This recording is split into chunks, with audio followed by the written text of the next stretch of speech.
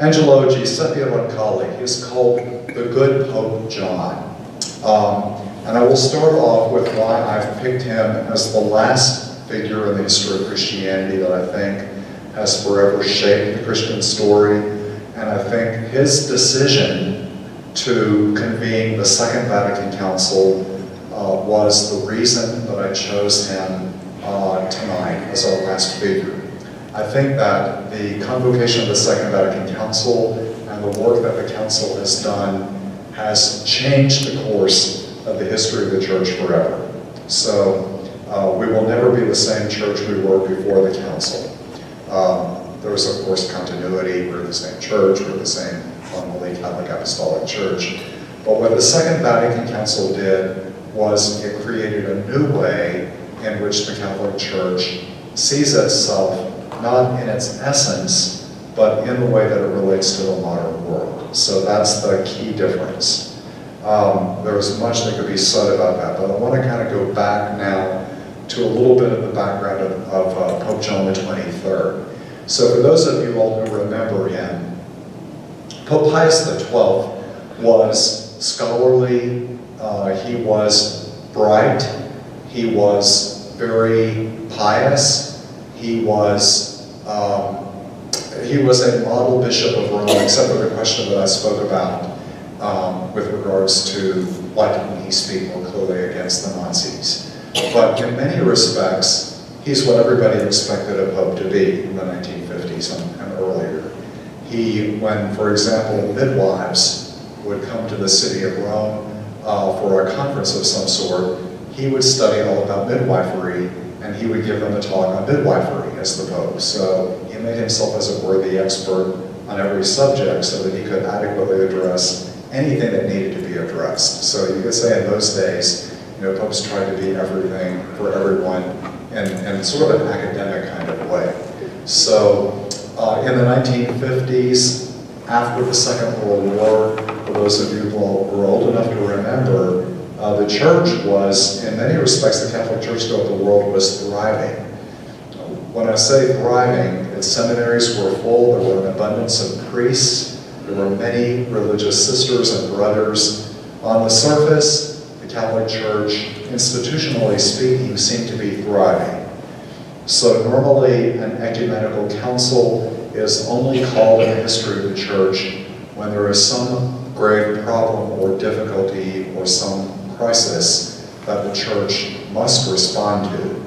And so when Pope John the 23rd announced that he was convoking a worldwide council of the Church, this caught the Church and the world by surprise. It was not anything that anyone expected for several reasons that we'll go into. But a little bit about his background. He was called Good Pope John.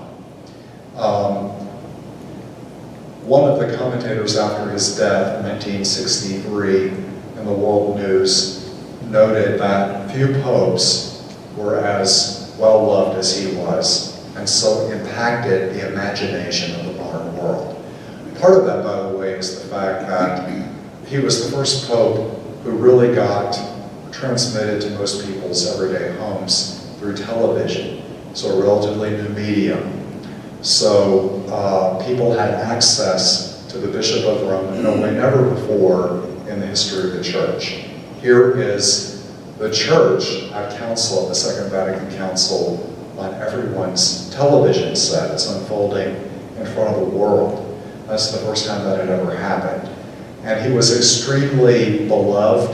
They said that after he died and was buried in the Vatican, there were always roses on his tomb. So someone always would bring flowers to put them there. And so that was very few popes' graves were before that time always decorated with flowers. So the connection with him was visceral and emotional. So Good Pope John affected an entire generation of Catholics. He was one of 13 children, so the third of 13. And he grew up near Bergamo, Italy, of a peasant family, so a very humble agricultural family. And he never lost touch with those very humble roots. So he was very down to earth. When they convoked the Second Vatican Council and they invited bishops from throughout the world, he said, you better put up little coffee stands and places that the Council of Fathers can smoke, or we're going to have problems. I mean, he would think about practical things like that. The bishops will want cups of coffee and will want their cigarettes. So, of course, those days people were still smoking much more than they are today. I'm going to pass around, by the way, but you can just glance at it. America Magazine, the National Catholic Weekly of the Jesuits, back on October the 8th, 2012, put together an issue that was celebrating the 50th anniversary of the Congregational Council. And on the front of it, you'll see Pope John the 23rd kneeling down in prayer. So this is the first day of the council, and he is praying, invoking the power of the Holy Spirit upon the council at that moment. So that'll give you a visual image of what I'm talking about, which I'll pass that around.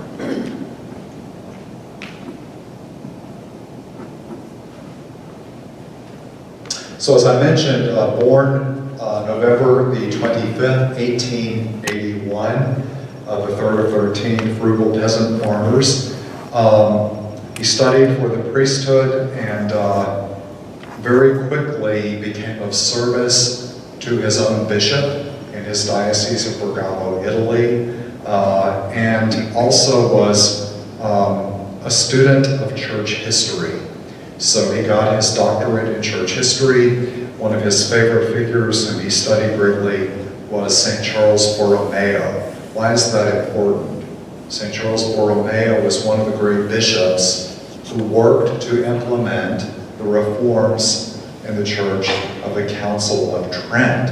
So Pope John the 23rd, in studying history, knew how important 500 years earlier the Council of Trent had been, and also knew that a good bishop, who was a saint, had implemented the council. So he had that historical background. Sometimes people think that because he was very unaffected and appeared very simple and humble, that he was not smart. Quite the contrary. John the 23rd, you don't earn doctorates in the church, in church history that early, back in the turn of the century, unless you're quite bright. So he came across as very humble, very simple, very unaffected, but obviously also a man of studies. During the First World War, he was conscripted to be a hospital orderly and then a chaplain. So as a priest, he is actually serving in the First World War next to the people who need a chaplain. So one of the things that we should remember is that these kinds of experiences of being involved in such a horrific war, that was the Great War to end all wars, and he's on the ground as a chaplain in the middle of that conflict, shows that he has a real connection with human beings and their concrete lived experience. This is not someone who has been sequestered from the human journey. Very soon his diplomatic skills were recognized. He spoke multiple languages. So again, you don't learn many different languages unless you're quite bright. He was sent by the Vatican in the diplomatic corps to Bulgaria in 1925 after the First World War. And eventually he spent in 1934 for a decade, was sent to Turkey and to Greece. So why is this important? Because during those years, he was very connected to the Orthodox community in Turkey, and he would have been very aware of Islam. So he is in a world that is different than Western Europe, a world that has a majority of people who are not Roman Catholic, and that's where he is serving in his diplomatic post. So he's becoming aware of the larger world that's out there. In the 22nd of December 1944, notice the date, he is sent to France by the Vatican as the diplomatic representative from the Vatican. What does this mean? He's there at the end of the Second World War. So very pivotal moment.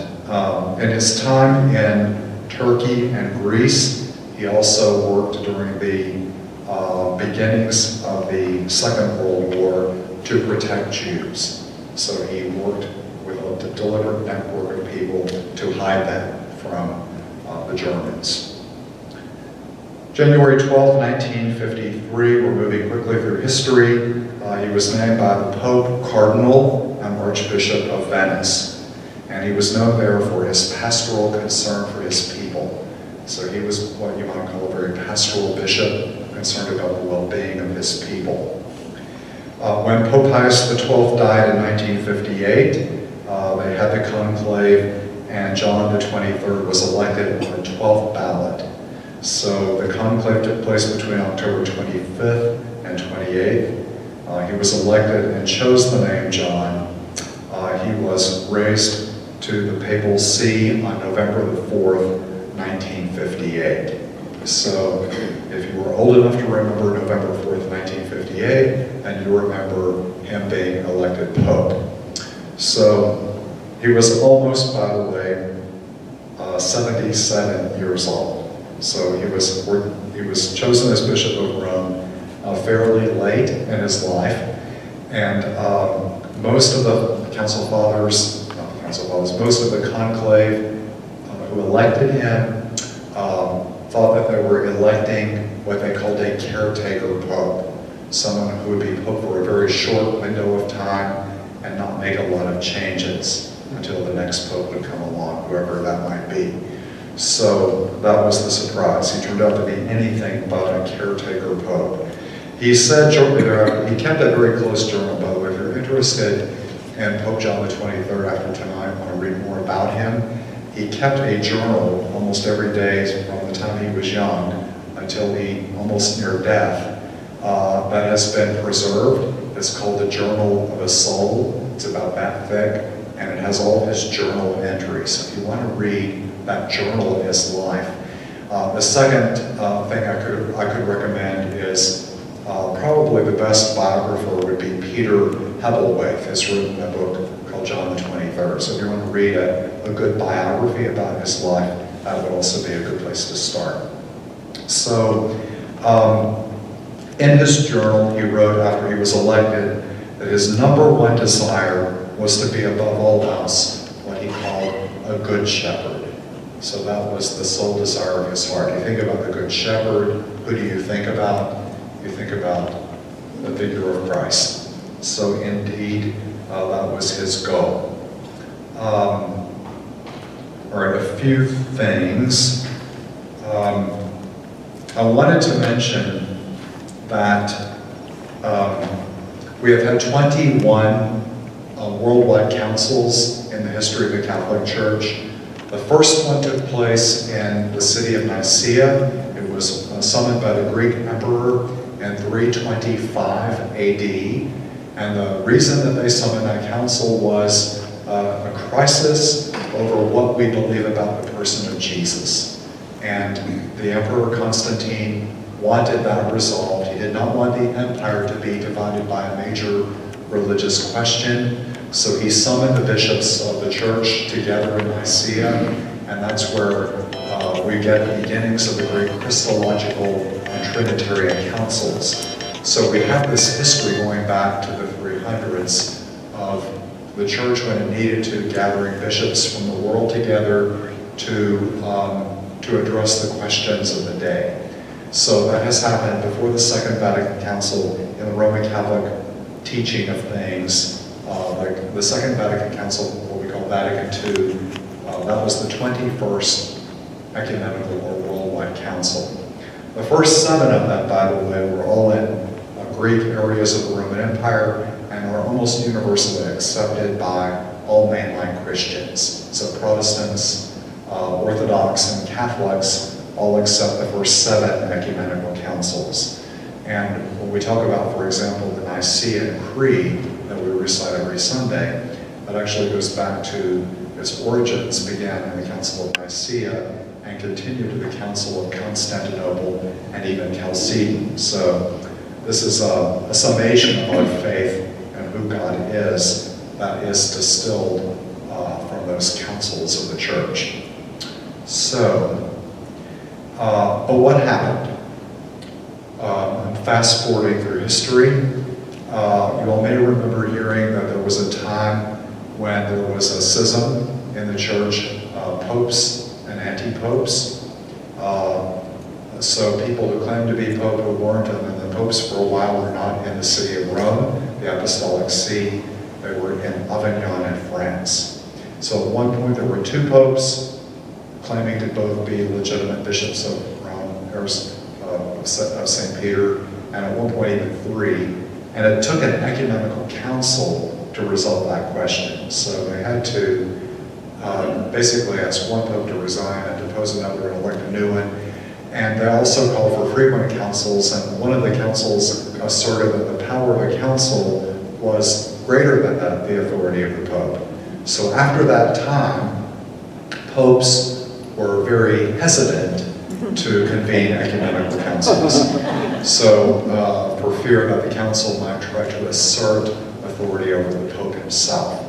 So if you read the Code of Canon Law today, you will discover that the Bishop of Rome, the Pope, has supreme, universal, ordinary, and immediate authority over the whole Church, and even ecumenical councils are subject to papal approval. No one can convene a council today, no emperor can, like they did in the beginning. Only the Pope can do that, and only the Pope can ratify the decisions of an ecumenical council. So they've kind of made that really clear in the current Code of Canon Law. So lest the danger of a council asserting authority over a pope should happen again.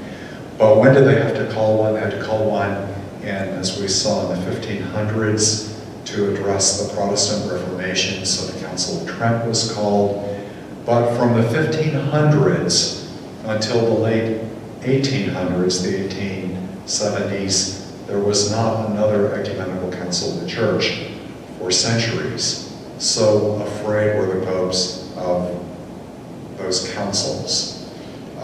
During the First Vatican Council, papal infallibility was formally defined. So the Pope had the ability, when he speaks from his chair as head of the Church, ex cathedra, on a matter of faith or morals, he can intend to bind the entire Church throughout the world in such a way that he can teach without error some truth of the Catholic faith.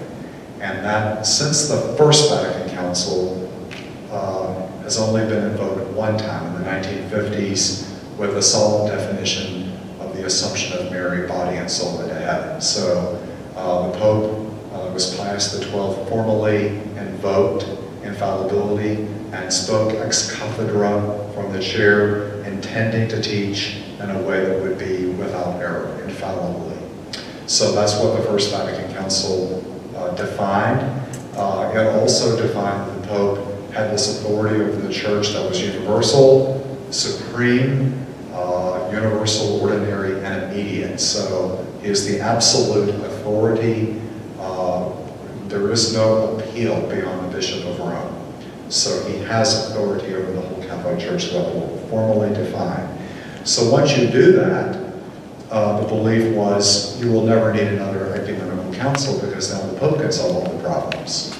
So that's why when Pope John XXIII decided to convene a worldwide council of the Church, it stunned not only the world, but it also stunned many of the leaders of the Church. So this came without preparation on the part of the Church Universal. So when did this happen? January the 25th, 1959.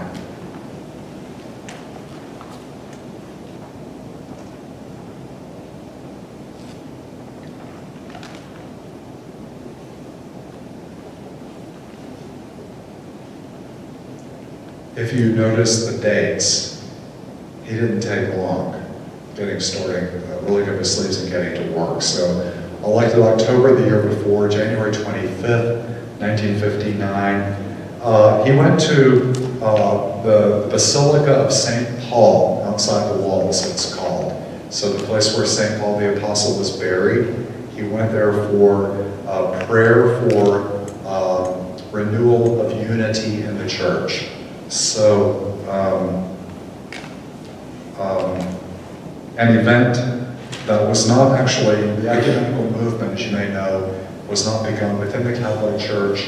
but it began in the early 20th century. I think it was an Anglican priest that started the movement, an Episcopalian priest, the desire to bring Christians back together. So he created what was called a Week of Prayer for Christian Unity, and Pope John the 23rd, on January 25th, had gone to St. Paul outside the walls to participate in prayer for Christian unity, in that Week of Prayer for Christian Unity. So it had an ecumenical overtone, and in that location, he announced, to the surprise of the church and the world, including many of the inside leadership of the Vatican, his intention to convoke an ecumenical council of the church, thus the Second Vatican Council.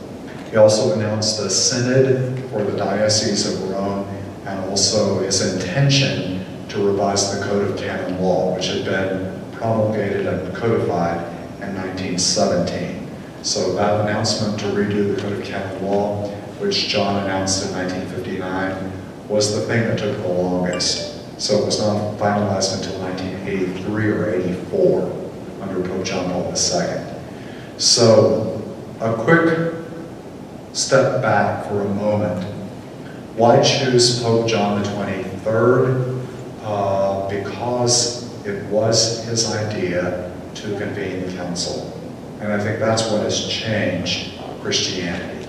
I don't think that we would have had a Pope John Paul I or a Pope John Paul II had it not been for Pope John the 23rd doing what he did. So he prepared the way for the kind of papacies that we will have as a result of the Second Vatican Council. Because John Paul II, as many of you all know, had a very long defining pontificate in the church, and one I could well have chosen him as another pivotal figure if we had another night. So because he also will be, I think, 1,000 years from now remembered as a defining pope in the history of the church, much like Leo the Great, Gregory the Great, and some of the great popes. But that would never have happened without John convoking the council. He probably would have died as a bishop in Poland. He never would have been elected shepherd of the universal church.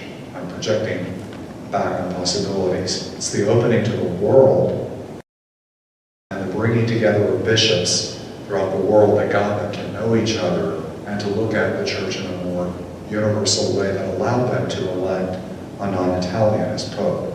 So you could say in a way that, and even Pope John Paul II himself, in a way acknowledges that in choosing the names John and Paul, the two popes who were responsible for the Second Vatican Council.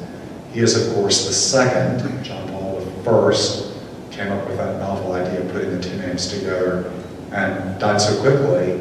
John Paul II took the name John Paul again.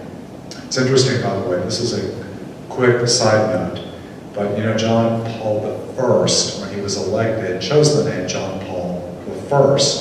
He didn't choose John Paul. And one of his secretaries said to him, "Why did you choose the first? I mean, you are the first, so it should just be John Paul." And apparently his reply was, "The second will follow me, and he will be the one who should have been elected when I was elected. He was seated across from me in the conclave." And when they checked to see who was seated across from him in the conclave, it was Karol Wojtyła, the Archbishop from Poland, who would be elected as John Paul II. So it's an interesting little historical tidbit.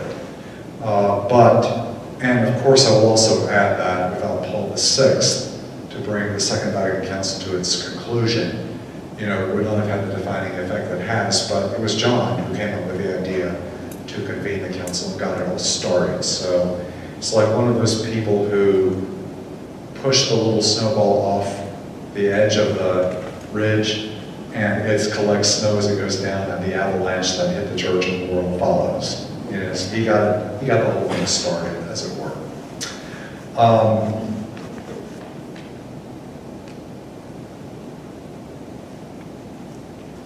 So a few things about that. As he announced the intention of the council, he would later say that the idea came to him as a spontaneous inspiration. He believed inspired by the Holy Spirit. And his desire was, as it were, the phrase that's been used, we can't find for sure that he used the actual phrase, but it's an apt symbol, was that he opened the windows of the church, an opening of the windows to allow the Holy Spirit in.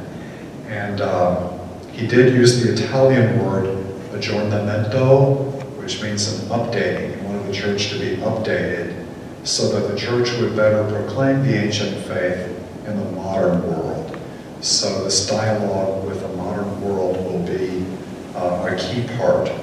Also, for the first time since the Protestant Reformation, he invited members of Protestant churches and of the Orthodox churches to come as witnesses to the council, as he called it, to participate with us in this quest of unity and grace. No previous ecumenical council had a place for such separated brothers and sisters seated in such a prominent place. It's important to note when he announced this, it sent ripples of excitement throughout the world. So the modern press picked up on this tone. Something is happening that has not happened recently in the history of the church. Pope John would speak in hopes for what he called a new Pentecost in the life of the church.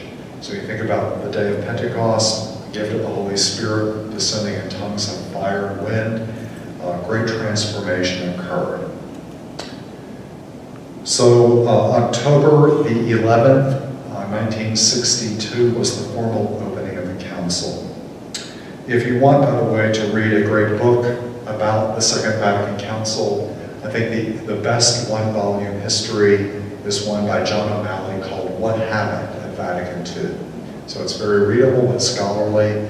It gives the historical background to the council, and it tells the story of what took place over those 4 years when the council met.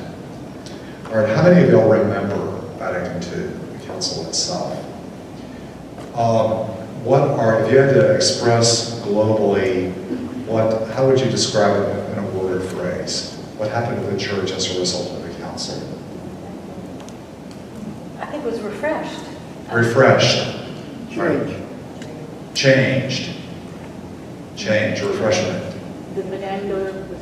The vernacular Mass before November of 1964, first Sunday of Advent, Mass was celebrated always in the Roman Catholic Church in the Latin Rite and the Tridentine form, except with slight modifications from 1960.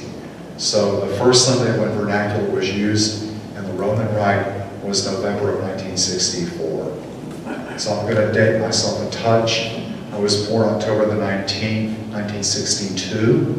So I was born about a week after the council was convened, and the first Mass in English happened when I was about 2 years old. So I don't remember the Tridentine Mass. There was a lot of confusion. A lot of confusion as a result of Vatican II. In many areas, in too many parishes, it was almost like craziness. Craziness. Things were taking place because people didn't understand, even the pastors that didn't understand just what the council actually was calling. All right, so much change that many people, including the pastors, didn't understand what was going on.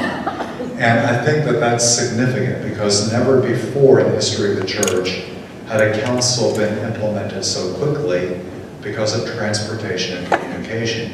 In the ancient church, when decrees came out from councils, they had to be carried by foot or horseback around the empire, so you're not going to get implementation very quickly. And documents had to be hand transcribed, so the modern world is very different. So yes, the priests in the churches, the pastors, didn't know what was happening any more than the lay people did. So they would get these bulletins that now Mass is going to be in English, but they had very little preparation for it. And one of the elements is that many Catholics in the 1950s grew up in a church where they believed that the church was unchanging. That it had always been this way and it's never going to change. And when you start changing some things, the question is, what is changeable and what's not changeable? And many things were open to Is debate. that when they started, when the priests started facing the people, or was that later? That's also the same time period That when, was really upsetting. that was when the altar was brought Yeah. out from the wall and the priest turned and faced the And people churches were scrambling to get altars. to build temporary altars. Yeah. Yeah. The whole liturgical architecture changed. What liturgy was about that was the first major document of the council, was the Sacred Constitution on the Divine Liturgy. So when you look at that, Catholics didn't know it in the 1960s, but what they were doing was they were renewing the liturgy to more closely approximate the way that the liturgy was celebrated in the early church. But most Catholics didn't know that at the time. Father, I'm sorry, what year or when did we begin to take the host in our hand? And what? All right, the option of communion in the hands was later in the 1960s. But- I'm thinking 1970s in the United States as an option. Now, it was practiced in the ancient church. So again, it's one of those things that had happened in early Christianity that in the medieval period had been forgotten. Was that when some of the Orthodox churches, maybe I should say some of the Eastern, came back to the Pope, or was that later? Or, I mean, at one time, All right, so- there was separation, and then they came back. All right, so we have about 21 Eastern churches that are in communion with Rome, what we sometimes call the Uniates. They're in union with Rome. There are sections of the Eastern churches that returned to communion with Rome, but still retain their ancient liturgical rites. Some never left. Some never left. These churches, that was not in the 1960s, that preceded that period of time. So, and there's actually a separate code of canon law for the Eastern churches, so our canon law is just for the Latin rite.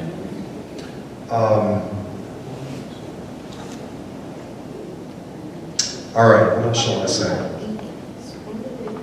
All right, so deacons were also a rite in the ancient church, and they were in fact reinstituted as a permanent diaconate as a result of the Second Vatican Council. So that would have been a decision probably made at the council in the early 60s, but it took a while to implement, because you have to train people and get programs off the ground. Probably the first class in the United States is the 1970s. So to understand what the Second Vatican Council meant to the church and to the world, I will just say that on October the 11th, 1962, when it began at 8:30 in the morning in Rome, there were tens of thousands of people gathered around St. Peter's Basilica in Rome. There were millions of people around the world watching the opening ceremony on TV. John O'Malley, who wrote the book What Happened in Vatican II, says it's the largest meeting that has ever taken place in human history. So you have larger groups that have gathered for a concert or something, but for a working meeting where human beings are gathered together, it's the largest, he calls it the largest meeting in human history. In those days, the Pope was carried into the Ecumenical Council on a seat, a sedis, and it took an hour to carry him into the council. So it took a while. There were 2,500 council fathers gathered at any given time at St. Peter's for the council. He was carried in as millions watched. He knelt and he invoked the Veni Creator Spiritus. He prayed for the Holy Spirit to descend upon the council. And we Catholics, by the way, do believe that at an ecumenical worldwide council that the Holy Spirit is active in a very unique way, that the Church teaches in a defined way. Cardinal Tisserand, who was the Secretary of State, celebrated the opening Mass while John sat in his chair. So the Council concludes December the 8th, 1965, producing 16 documents, some 7 years after John announced the Council. There were 4 major sessions over 4 years, the fall of 1962, the fall of 63, the fall of 64, the fall of 65. Those last 3 sessions were all when Pope Paul VI was Pope. And he is the one who will ratify the council. Let's see, some other things I wanted to mention about that.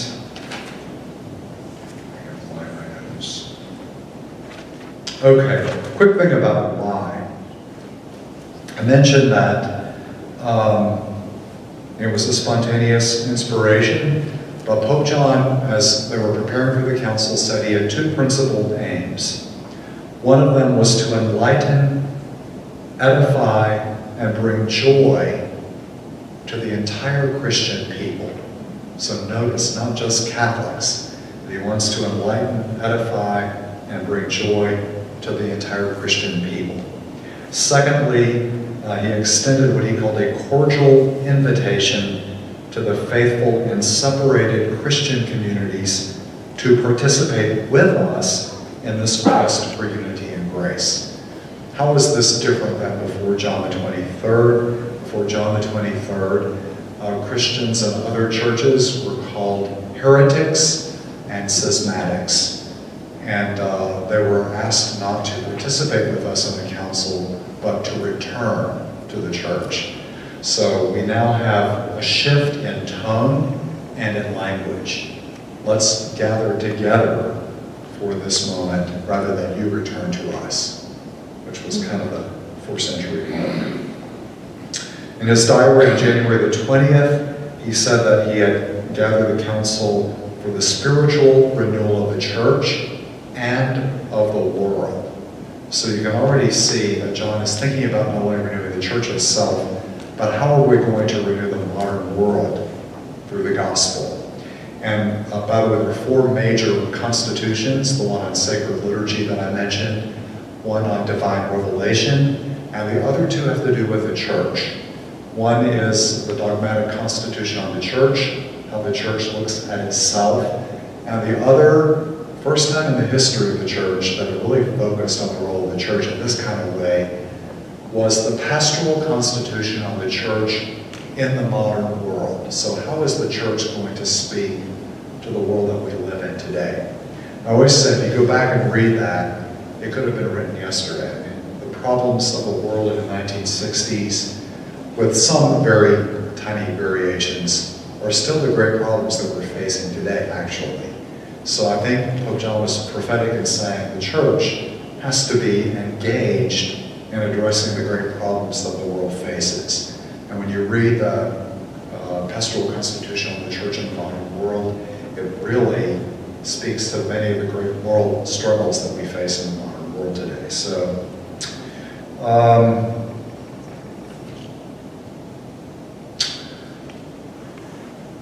all right, so Pope John, the Vatican sent out letters to about 2,500 bishops, archbishops, religious superiors, etc., to come to the council. They had a 77% response rate to their invitation, extremely high. 1,998 out of those 2,500 invitations were responded to. He formed 10 preparatory commissions to prepare for the work of the council. Almost 3,000 invitations were sent out before the council began. 85 cardinals were invited, 8 patriarchs, 533 archbishops, 2,131 bishops, 26 abbots, 68 superiors general of religious orders of men. There were about 2,500 council fathers working at any given time. The average age of the council fathers was 60 years old at the time. So these were men who had been involved in the church forever. How does this, by the way, compare to previous councils? The First Vatican Council that happened a century earlier had 750 council fathers, much smaller, from all over the world.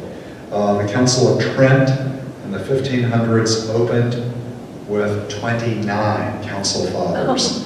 Its largest number ever was about 200. So they represent, the bishops gathered at council represented 116 countries of the world.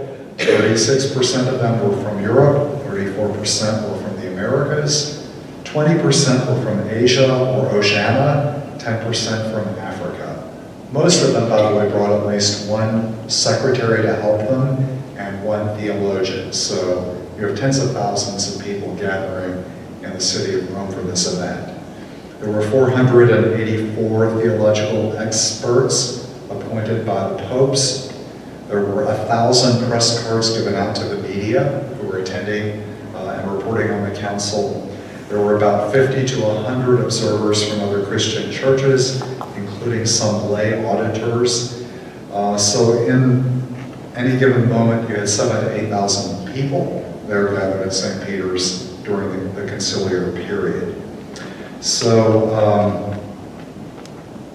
they celebrated masses and different Christian rites and so forth. So that's a little bit of a sense of the breadth, the size of the council, and sort of some of the things that it was all about.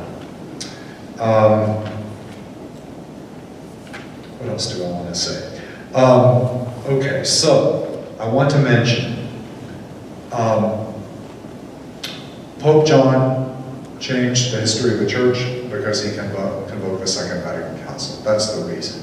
That's why the Catholic Church has never been the same since. Some people will say that's great, others will say that's terrible, and some will say it's somewhere between the two, you know. My grandfather, my dad's father, when I was studying for the priesthood in the 1980s, he said, I think for the most part, Vatican II was good for the Catholic Church. And he said, but we did lose some things that were important before the council. So, you know, it was not a wholehearted endorsement, but we missed some things that were good beforehand.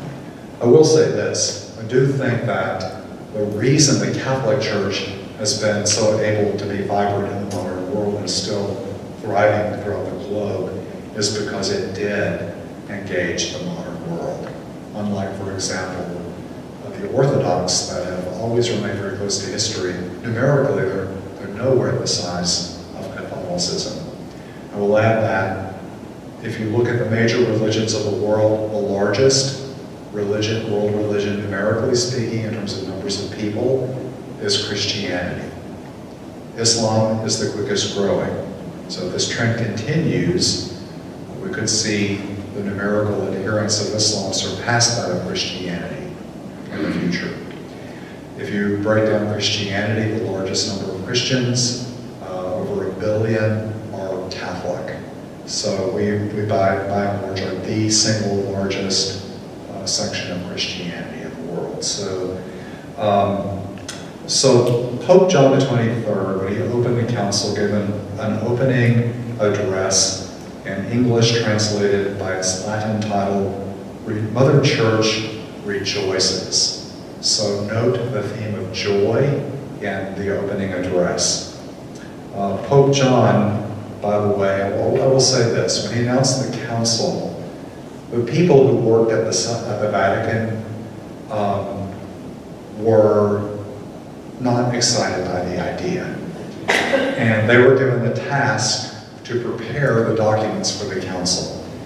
And their idea was, okay, let's write some drafts, let's get all the bishops of the council to ratify them, and let's send them home. So we'll be done with it. That was sort of their idea. And so some of them thought the idea of the council was a very bad idea, and they sort of were not enthusiastic recipients. Well, Pope John knew that, by the way. And when he gave the opening address, he looked around at the people at the council and he said, some today see only ruin and prevarication, as if our era was worse than any other era in the world. They said he glanced over at one of the really conservative cardinals as he was making that observation. And he said, we have to dismiss these prophets of gloom. You know, this is not where the church needs to be. But today, we can't be using condemnations. We have to use the medicine of mercy rather than severity. So he set a tone for for the council. He said, instead of condemning heretics, we have to demonstrate the validity of what we believe, the truth of our teaching, in a positive way. So again, he sets a tone. When you think about our current Pope Francis, his great emphasis on mercy, on pastoral care, on reaching out to the margins, this is very much in continuity with Pope John and the Second Vatican Council. This is not new. He is really a son of the council, Pope Francis would be. He also made a distinction between the ancient teaching of the church and the way that it gets expressed. And he said we have to find new ways to express the ancient truth of the faith. He gave a very warm welcome to the separated Christians, whom he spoke about as my dear brothers in Christ Jesus. So they're sitting on the front row. He gives them a warm welcome. He is highlighting them. He had also created a Secretariat for Christian Unity, and so that was key. I will also add one other defining thing happened.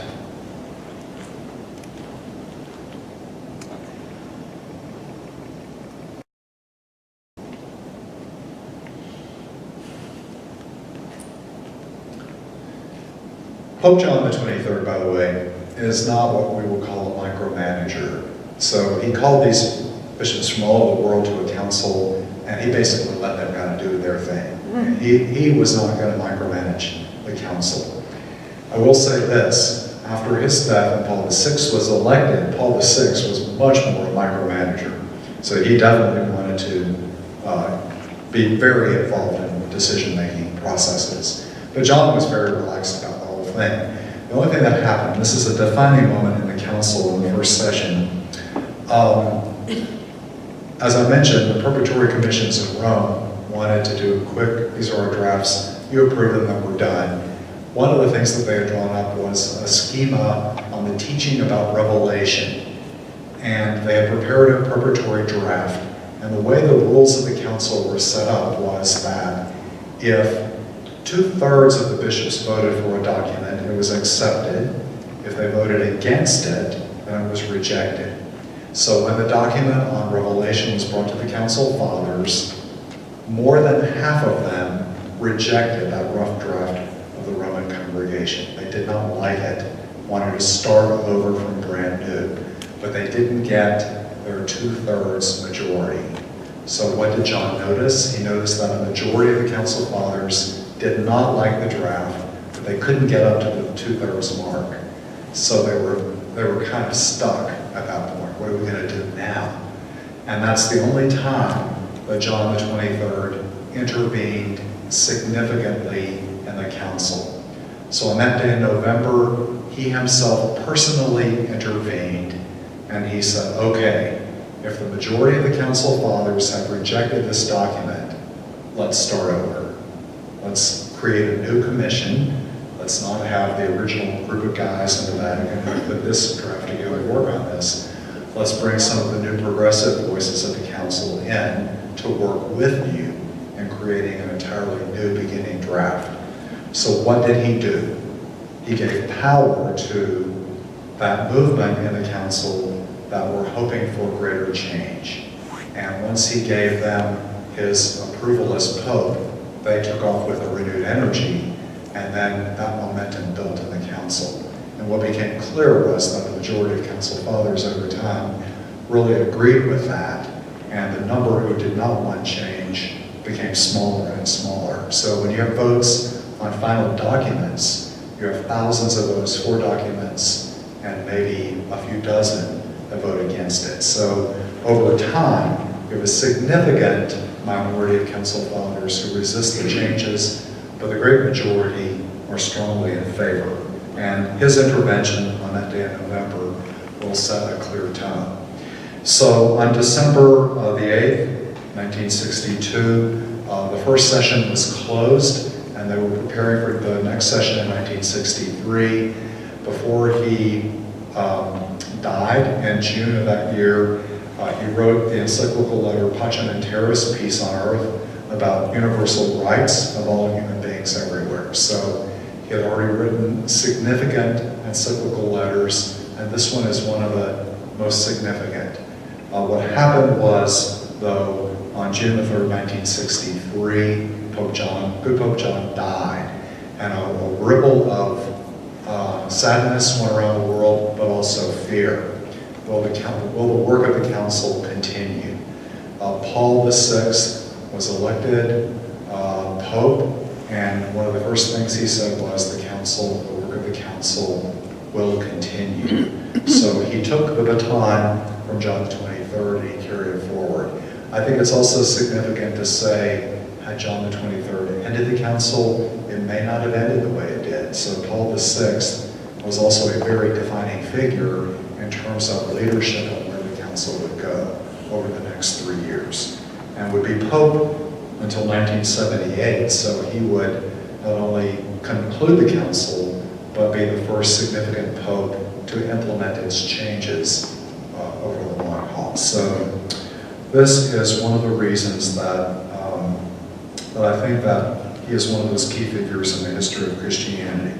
I will also mention, by the way, that he never forgot about his experiences with ordinary people. He never forgot his humble background. He never forgot the experiences of World War I and II. And so when the Cuban Missile Crisis happened in the early 1960s, he made a personal appeal to the Soviet Union and to the United States to resolve the issue peacefully. And both Premier Khrushchev and President Kennedy would later say they had great respect for the way that he helped to intervene in that process. So popes have been very concerned, and he was no exception, of concern for the greater world, not just for the Catholic Church itself. All right, so that's my little spiel on Pope John the 23rd. Was anything said in the council on the role of women in the church? Was that an issue? All right, so on the role of women in the church, so one of the great emphases of the council is the role of the laity in the church and the universal call to holiness.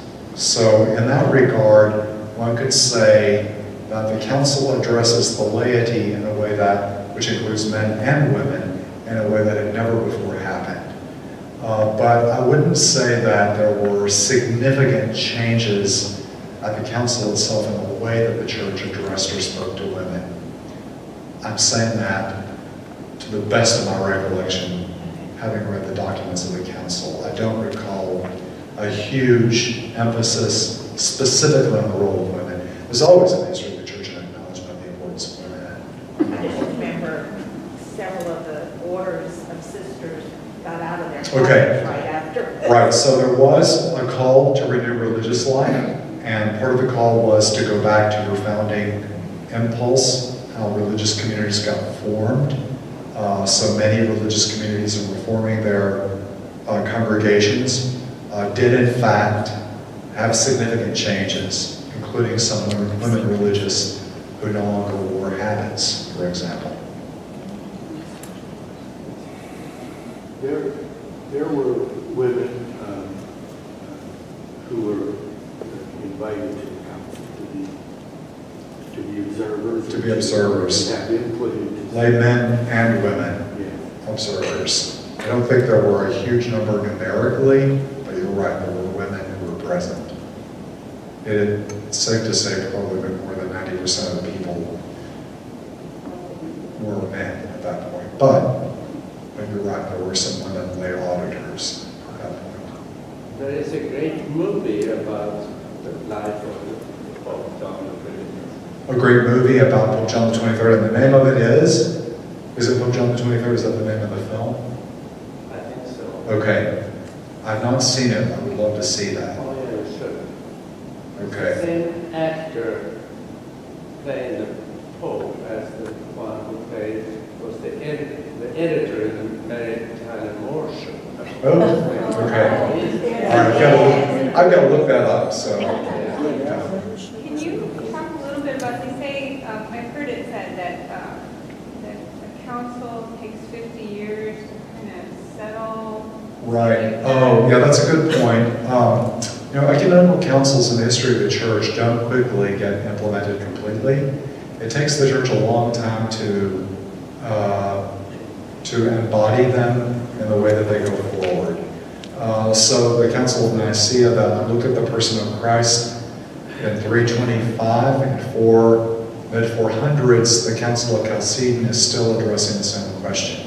So 100 years later, they are still wrestling with some fundamental issues. So yeah, I think it's fair to say that we are still in some sense in the direct aftermath of the council, even though it's been 60 years since John was elected Pope, 61 years. Do you think another council might occur in our lifetime? Do I think another council will occur in a lifetime? I personally think it's unlikely, but one never knows. Predicting the future like that is a very difficult business. And you know that there's been what I might call a restorationist movement in the Catholic Church. So there are people who like the church the way it was before Vatican II. Many of them are actually quite young. So they prefer things the way they were, as if the council never happened. They like the liturgy the way it used to be, and so forth. I always think that that's sort of like trying to put the genie back in the bottle, that never really will work for the great church throughout the world, but the Holy Spirit is directing the course of the church, and we never know when the Spirit will lead the church. So it's been leading the church for 2,000 years. So. Regarding with Nostra Aetate, I guess that's with Pope John Paul. That's one of the 16 documents, Declaration of Non-Christian Religions, And, yes. was that, though it occurred after John the 23rd died, was he related? Did he have an influence on that particular? All right, so I would say that John the 23rd's openness set the tone for a document like Nostra Aetate. So it's the Declaration of Non-Christian Religions. At first, the council was narrowly trying to focus on the question of how we respond to our Jewish brothers and sisters. That eventually got expanded. But the church, and I think this is very pivotal, for the first time said, which seems obvious to us today, but wasn't so obvious at the time, that the church rejects nothing that is good or true or holy in any of the world's religions. Of course, the big problem becomes, well, what's true, good, and holy? How do you get that clear from the distortions and the falsehoods and so forth? But yeah, and there's also in the dogmatic constitution of the church there's a section of the document on how the church is related to people beyond the visible boundaries of the Catholic Church.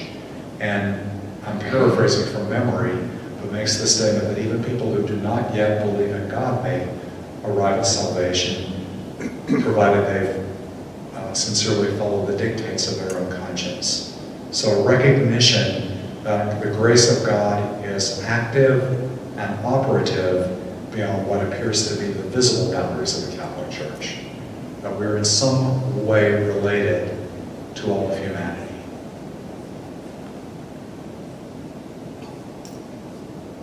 Those who, through no fault of their own, have not yet arrived at an explicit belief in God. So. All right, so it's been a wonderful journey these months with you all.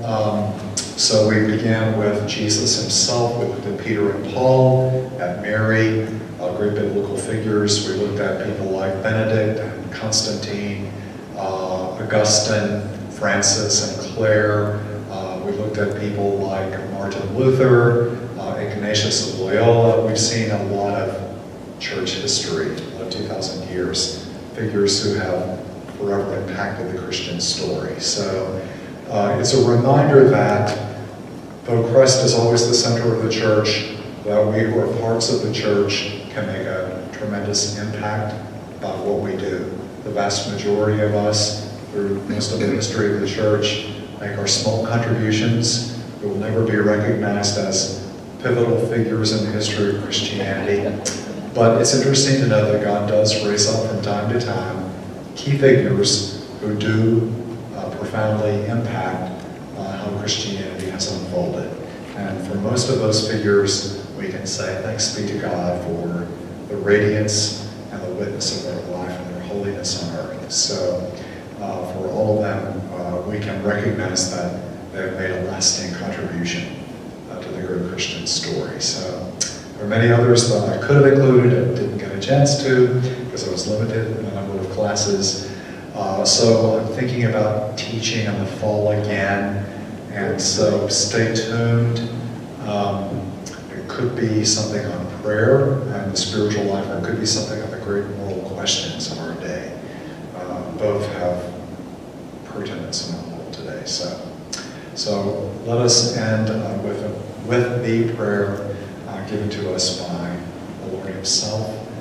Our Father, who art in heaven, hallowed be thy name. Thy kingdom come, thy will be done, on earth as it is in heaven. Give us this day our daily bread, and forgive us our trespasses, as we forgive those who trespass against us. And lead us not into temptation, but deliver us from evil. Amen. God bless and keep us in the Father's name.